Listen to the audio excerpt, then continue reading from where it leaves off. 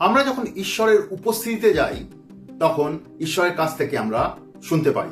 আমরা যখন প্রার্থনা, উপবাস, ঈশ্বরের প্রশংসা, ঈশ্বরের আরাধনা, ঈশ্বরের ধন্যবাদ এই সবের মধ্যে সময় কাটাই, তখন আমরা ঈশ্বরের উপস্থিতিতে যাই আর ঈশ্বর আমাদের সঙ্গে কথা বলেন। গীতসংহিতা তার 104-এ উল্লেখ করা হয়েছে, তার ধন্যবাদ দিতে দিতে তার ফাটকের মধ্যে দিয়ে ঢোকো, তার গৌরব করতে করতে তার উঠোনে ঢোকো, তাকে ধন্যবাদ দাও, তার গৌরব করো। এখানে আমরা দেখতে পাচ্ছি ঈশ্বরের উপস্থিতিতে যাওয়ার কথা বলা হচ্ছে।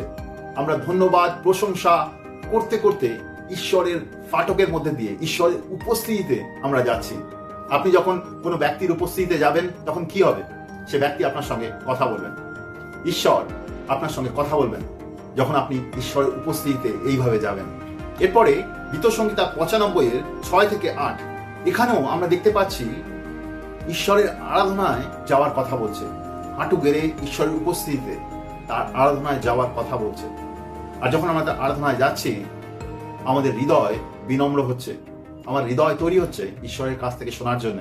আমরা যখন ঈশ্বরের উপস্থিতিতে যাচ্ছি, ঈশ্বর আমাদের সঙ্গে কথা বলছেন। এখানে ইসরায়েলের পূর্বপুরুষদেরও উদাহরণ তুলে ধরা হয়েছে।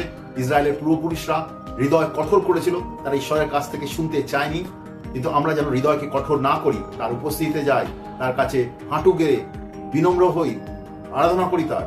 আর ঈশ্বরের উপস্থিতিতে আমরা ঈশ্বরের কাছ থেকে শুনতে পাবো।